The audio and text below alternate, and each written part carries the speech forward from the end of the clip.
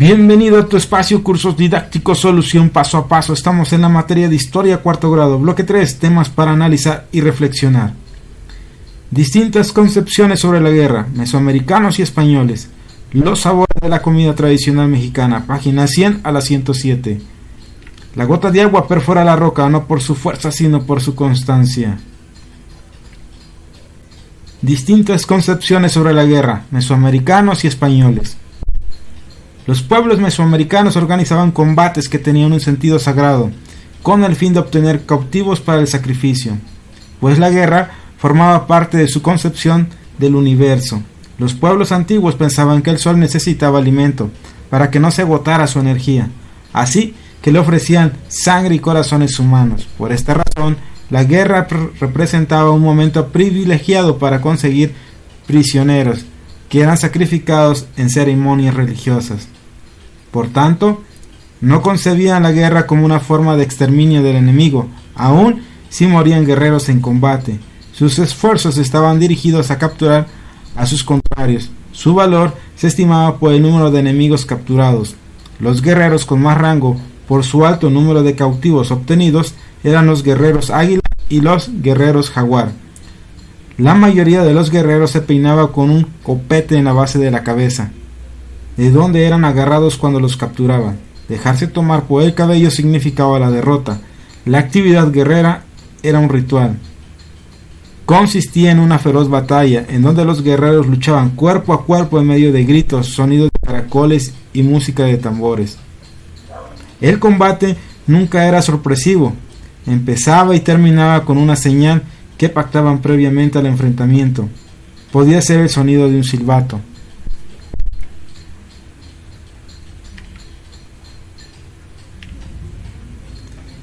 Por otro lado, con mucha frecuencia para los europeos la guerra implicaba el exterminio del enemigo, por lo que diseñaban estrategias para acabar con ellos.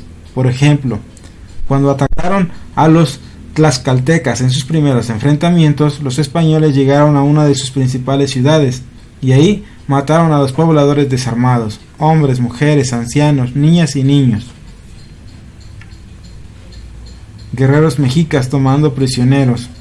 Muy bien, aquí tenemos dos formas de ver la guerra. Uno lo veían como sagrado y otros lo veían para terminar con las personas. Y vean aquí, por ejemplo, cómo es que se peinaban, ¿no? Aquí, en esta secuencia de imágenes. Y cómo eran tomados del cabello. Y ellos aceptaban su derrota cuando ya eran agarrados del cabello de esta forma. Y tenemos también a los guerreros jaguar y al guerrero águila.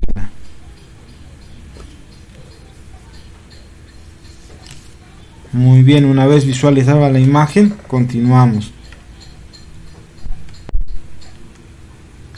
Los españoles trajeron consigo armas desconocidas para los pobladores mesoamericanos, como las de fuego, cañones y escopetas. También animales que no se conocían y que se usaban en combate, como caballos y perros de presa. Por otra parte, con la experiencia de la guerra que los españoles tuvieron en su país contra los musulmanes, a quienes llamaban moros, pensaron que iban a la batalla guiados por un santo llamado Santiago Matamoros, y consideraban que vencían a sus enemigos en nombre de su Dios. Tanto para los españoles como para los mexicas, el triunfo en la guerra determinaba qué grupo debía mandar sobre el otro, y ambos consideraban que la victoria la obtenían gracias al apoyo y poder de sus dioses sobre el de los vencidos, además de la valentía de sus guerreros. Con todas estas ventajas contaban los españoles con armas de fuego como cañones y escopetas, y también animales como los caballos y perros de presa. Y aún así, los mexicas les dieron batalla. Si no hubieran sido por todos los sucesos que jugaron a favor de los españoles, como las alianzas, como las enfermedades, pues la historia hubiera sido distinta. investigo y valoro. Escribe en tu cuaderno las diferencias entre las concepciones sobre la guerra de los pueblos mesoamericanos y los españoles. Los pueblos mesoamericanos organizaban combates que tenían un sentido sagrado, con el fin de obtener esclavos para el sacrificio. Los españoles concebían la guerra como una forma de exterminio total, matando a hombres, mujeres, niños y niñas. Realicen un debate en el grupo sobre las condiciones que favorecieron la conquista de los mexicas y cuál de ellos influyó más para facilitarla. Argumenten sus posturas y consideren las siguientes condiciones. 1. Las diferentes concepciones sobre la guerra entre españoles y mesoamericanos. 2. El papel de Maltzin y Jerónimo de Aguilar para comunicarse con los indígenas. 3. Las alianzas de Cortés con los pueblos enemigos de los mexicas. 4. Las enfermedades hasta entonces desconocidas en este lado del mundo. Muy bien, vamos a tener nuestra respuesta en base a estos 4 textos. Para los pueblos mesoamericanos, la guerra era sagrada, mientras que para los españoles era exterminar a las personas. El papel de la Malinche y Jerónimo de Aguilar le fueron de gran utilidad a Cortés porque tenían conocimiento sobre las zonas que él desconocía. De esta forma, planeaba a qué lugares dirigirse y qué ruta seguir. La alianza que Cortés realizó con los pueblos indígenas del señor de Zempoala y los tlaxcaltecas fue clave, ya que los españoles eran pocos y esto amplió las posibilidades de vencer a los mexicas. Otro punto clave que le favoreció a Cortés fue la nueva enfermedad para los indígenas, la viruela, porque recordemos que tiempo antes los mexicas habían vencido en la última batalla a los españoles, a la cual ellos la llamaron la Noche Triste. Con la aparición de la viruela los mexicas quedaron muy disminuidos y esto le permitió a Cortés capturar a Cuauhtémoc, vencer a los mexicas y conquistar a Tenochtitlan. Así es el desarrollo cronológico, tomando en cuenta los 4 textos.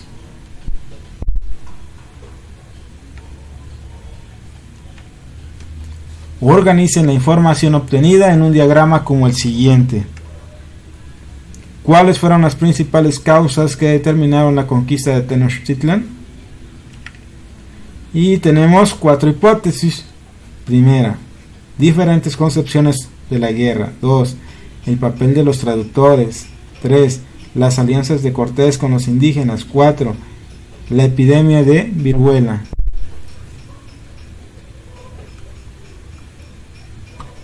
Ustedes pueden seleccionar la que ustedes crean más consolidada. En este caso nosotros vamos a tomar la 3, las alianzas de Cortés con los indígenas, ya que eso le permitió avanzar en sus propósitos para conquistar Tenochtitlan.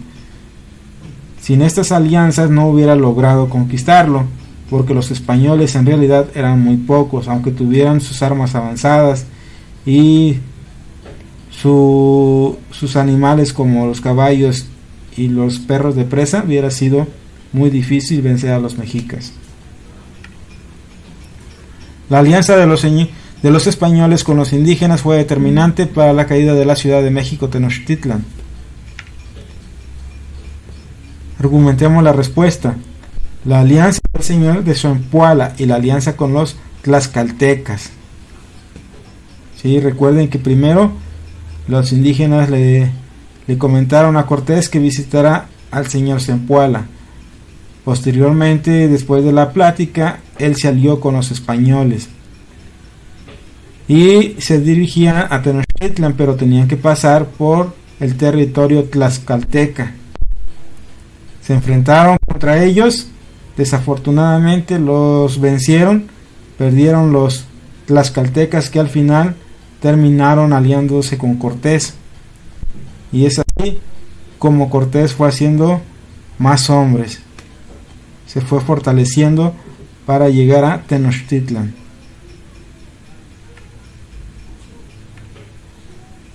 Los sabores de la comida tradicional mexicana, el segundo tema. Una vez iniciado el proceso de colonización, empezó una fusión de los alimentos europeos y mesoamericanos. Tanto sabores como recetas se mezclaron para dar origen a guisos y dulces muy elaborados. Muchos alimentos o bebidas como el mole, la barbacoa o el rompope, así como una variedad de deliciosos dulces típicos, surgieron de las cocinas de los conventos y perduran hasta nuestros días, dándonos una identidad nacional. Los españoles fueron incluyendo en su alimentación de tipo europea nuevos sabores de productos de origen mesoamericano. Paulatinamente empezaron a consumir guisos que incluían chiles como el mole y otros pipianes, los que preparaban con carne de puerco. También a mediodía comían sopa de tortilla, buchero con chayotes, elotes, plátanos o peras cocidas, carne asada y frijoles. Los postres solían ser arroz con leche, cocada, natillas, flanes, así como algunas frutas preparadas, como zapote con naranja y vino. En las casas novohispanas se compraban los granos de cacao de diferentes calidades, y los sirvientes las preparaban y mezclaban con otros productos, como azúcar, almendras, canela, vainilla. Era un producto de lujo y de uso para las reuniones importantes de la familia. En los conventos se preparaban dulces tradicionales, entre los que destacan algunos que hasta el día de hoy nos deleitan, como los alfeñiques, los bizcochos, las galletas, las empanadas, las frutas en almíbar o los muéganos. Muy bien, una vez conquistado Tenochtitlan, se dio paso a todas estas fusiones de alimentos. Realiza una entrevista a tus familiares sobre el origen de las recetas de la comida tradicional mexicana. Consulta el bloque 3 de tu libro de español para saber cómo hacer una entrevista. Investigo y valoro. Pide a tus familiares que te mencionen guisos que consideren típicos o tradicionales. Aquí tenemos algunos: chicharrón en salsa verde, frijoles puercos, de pollo, rajas poblanas, chiles rellenos. Pregunta cuáles son los ingredientes que componen estos guisos y si saben su origen. Chicharrón en salsa verde: tomates verdes, chiles serranos, chicharrón, sal, cebolla y un poco de ajo. Frijoles puercos: frijoles bayos fritos en manteca de cerdo, tocino, chorizo y un poco de queso. Y así con los demás. Chiles poblanos: consiste en chile poblano previamente asado y pelado, rellenos de picadillo o queso, capeados en huevo. Aquí tienen algunos ejemplos que les pueden servir. Investiga en internet u otra fuente de información para completar la búsqueda sobre su origen. Los primeros son de origen indígena, otros son derivados del mestizaje, otros por el intercambio cultural con otros países.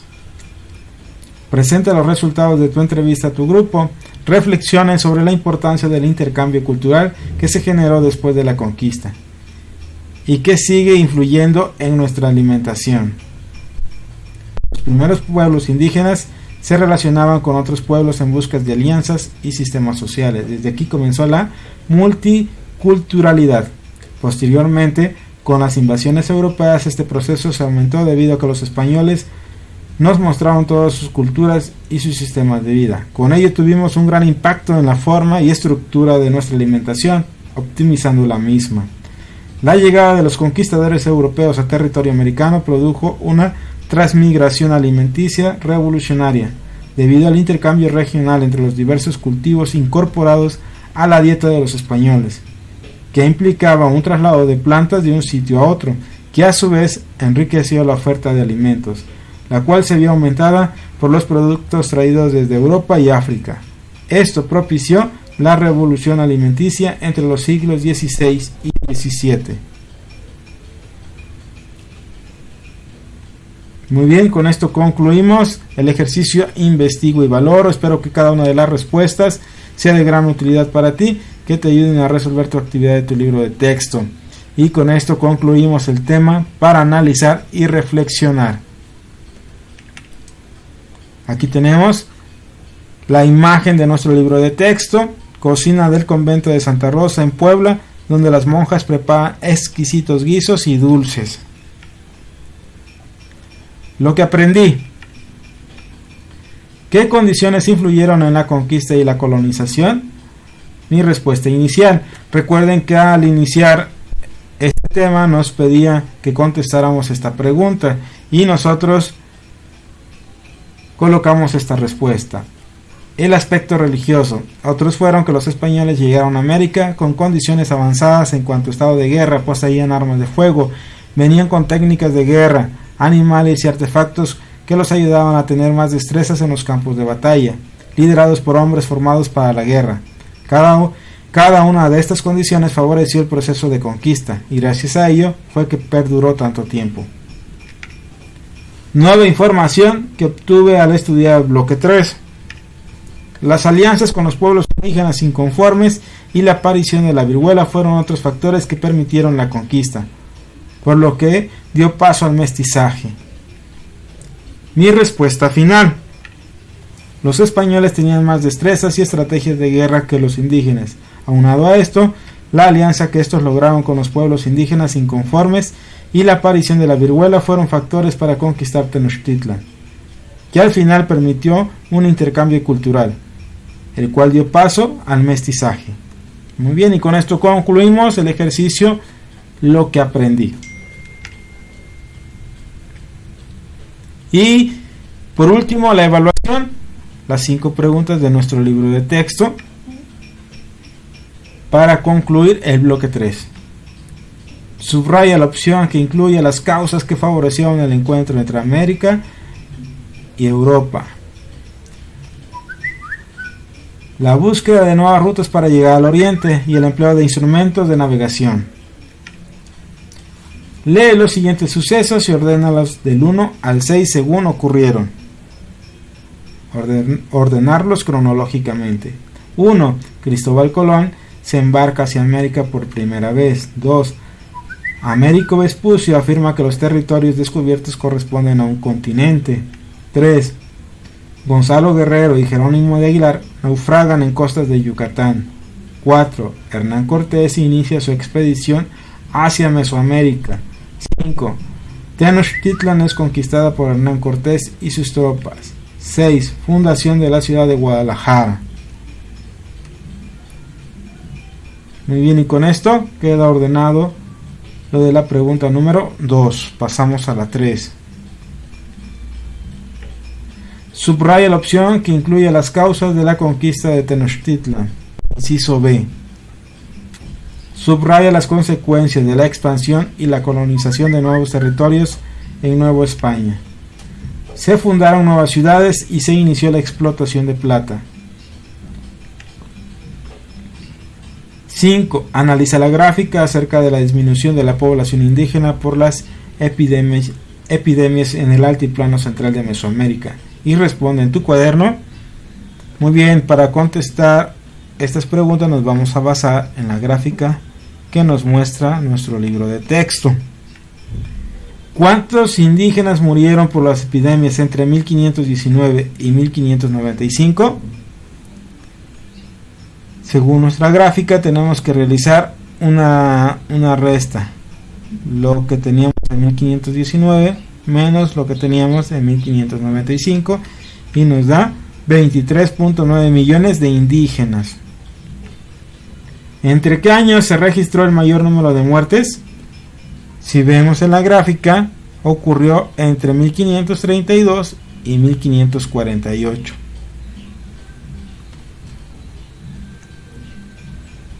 Que fue de 10.5 millones. Muy bien, y con esto concluimos la evaluación. Espero que cada una de las respuestas te ayude a resolver tu cuestionario. Una vez dicho esto, concluimos el bloque 3 de nuestro libro de texto de historia, esperando que sea de gran utilidad este material. Suscríbete al canal y activa la campanita de notificaciones para estar al día con los nuevos videos, la solución de los libros de texto. Si te fue útil el video, compártelo con un compañero para que pueda realizar su actividad o con un papá para que siga apoyando a su hijo. Y recuerda, eduquemos y aprendamos con la tecnología del hoy, pero con los valores del ayer.